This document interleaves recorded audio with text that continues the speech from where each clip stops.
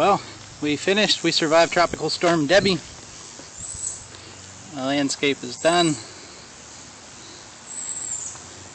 We installed a retaining wall.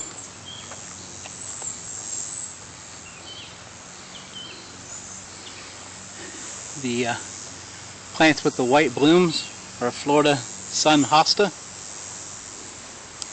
We also put in Apostle Iris. The one with the red bloom is a Autumn Ember Azalea.